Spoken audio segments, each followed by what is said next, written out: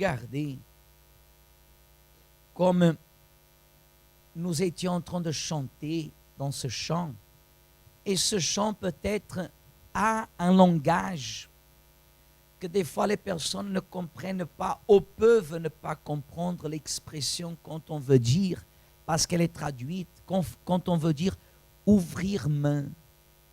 J'ouvre main, comme nous avons chanté, j'ouvre main de ma volonté, n'est-ce pas? J'ouvre main de ma volonté, j'ouvre main de mon vouloir. Qu'est-ce que ça veut dire? Qu'est-ce que cela représente?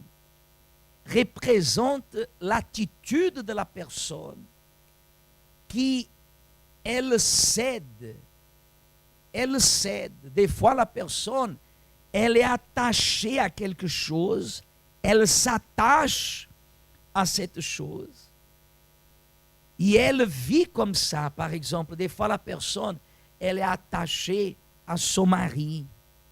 Elle veut la présence de Dieu, mais elle est attachée à son mari.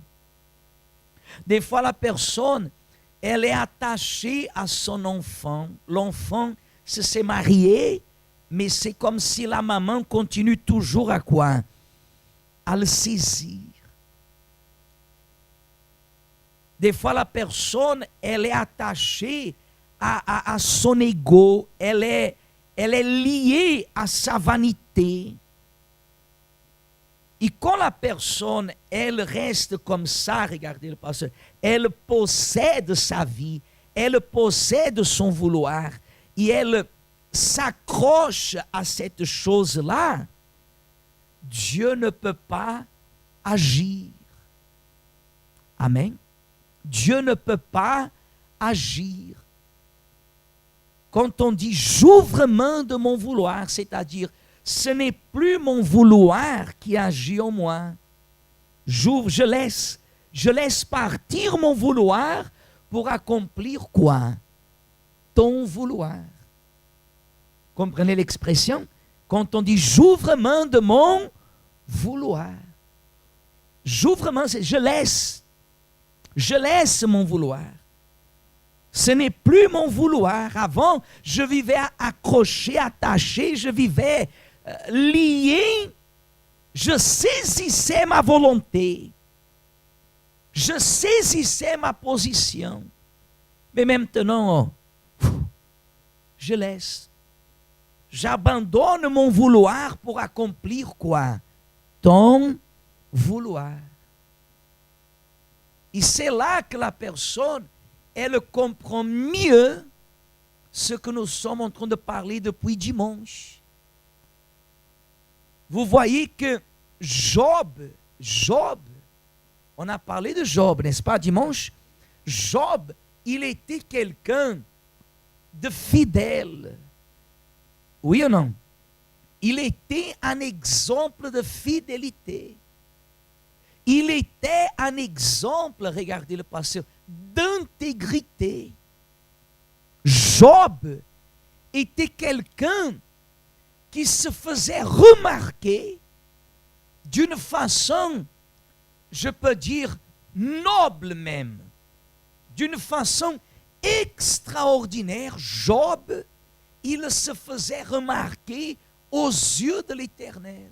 La Bible dit que le jour que les enfants de Dieu se sont venus présenter, les fils de Dieu sont venus se présenter, Satan était là et Dieu a interpellé le diable pour lui montrer qu'il y avait quelqu'un sur terre qui faisait la différence dans son comportement, dans ses attitudes. Et regardez comment le diable, il est astucieux. Regardez, Église, comment le diable, comment on dit ça, les ruses du diable, comment le diable, il agit d'une malice. Il est diable. Il agit d'une malice.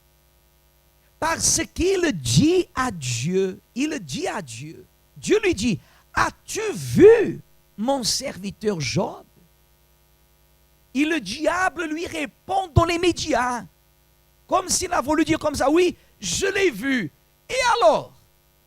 C'est comme si le diable a voulu montrer à Dieu le suivant. Je l'ai vu. Mais, et alors? Parce que il est entouré, tu l'entoures. Il est comme un ange sur terre. Il est entouré. Il ne décide pas. C'est toi qui agis dans sa vie. C'est toi qui te manifeste en lui. Tu le cercles de tous les côtés. Le diable a dit à Dieu, si tu le laisses, tu verras comme il te maudira en quoi? En face. Regardez comment le diable, il est. Pourquoi le diable a pu dire ça au sujet de Job? Est-ce que le diable ne savait pas que Job, il était fidèle, intègre et obéissant? Oui ou non? Il le savait, il ne savait pas, Église. Regardez le passé, il savait. Mais le diable avait en lui comment je peux dire, il avait en lui un trunfo. Un trunfo, c'est que c'est un trunfo, non? Il avait en lui, comment je peux dire ça, un joker. Le diable avait en lui un joker. Qu'est-ce que c'est ce joker? C'est que le diable savait que Job, dans toute sa vie, gardait une obéissance à Dieu, gardait une fidélité à Dieu, mais jamais, jamais, il se s'est retrouvé entre la vie et la mort. Jamais Job, il était dans une situation difficile. Le diable savait. Le diable savait que Job ne tiendrait pas s'il commencerait à passer par des quoi? Par des épreuves. Voyez, des fois, vous venez voir le pasteur, vous êtes en train de passer par une épreuve, et le pasteur ne vous caresse pas. Le pasteur vous dit, maman, lève ta tête. Il ne dit pas, lève ta tête. Il dit, lève votre tête, levez votre tête. Papa, levez votre tête. Oh, jeune homme, jeune fille, ne regarde pas en arrière. Tiens ferme, tiens bon. Dieu est avec vous. Et des fois, la personne, elle s'attendait que le pasteur ait miséricorde d'elle, que le pasteur commence à pleurer avec elle. Ah, pasteur, parce que vous savez, le pasteur dit, non, je ne sais pas, je ne veux rien savoir. Et la personne, elle pense, oh, le pasteur est méchant envers moi. Est-ce que le pasteur est méchant? Non, Église. C'est pourquoi? Parce que cette épreuve, derrière cette épreuve se trouve la rémunération. Et ce qui est à vous est à vous. La gloire à Dieu, le mérite, entre guillemets, à ceux qui demeurent comment? Fermes. La gloire à Dieu, mais le mérite à ceux qui font preuve, qui agissent d'une façon qui montre en qui ils croient vraiment. Amen. Est-ce que vous comprenez? Des fois, je rentre à la maison et je rentre à la maison en pensant, mon Dieu, cette personne, elle est venue parler avec nous. Comment elle doit être en cet instant?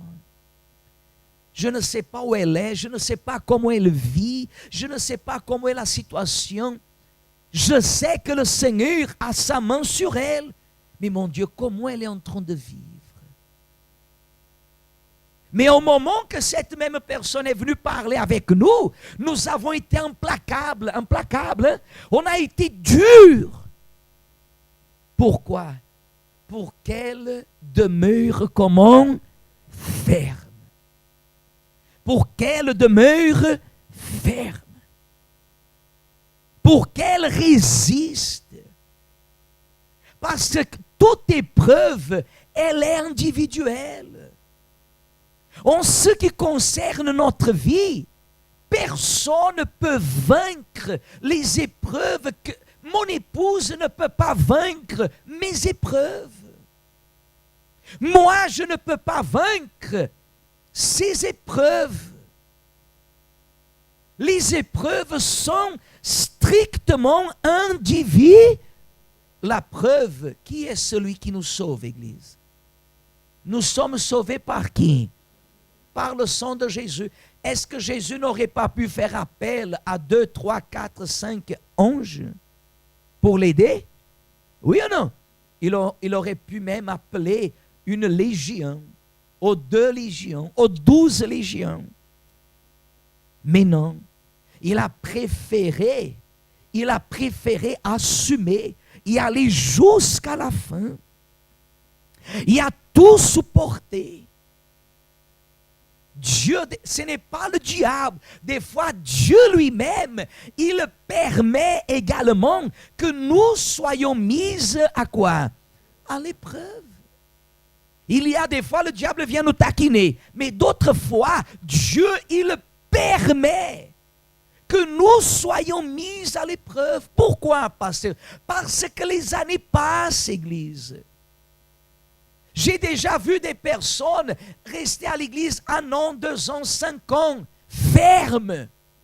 Et aujourd'hui, ils n'ont plus rien de fidèle à Dieu. Aujourd'hui, ce sont des personnes qui sont comme ça. Ah, mais Dieu m'aime, je peux prier où je veux, Dieu il est partout. Aujourd'hui, la personne n'est plus ni même fidèle à Dieu dans la dîme.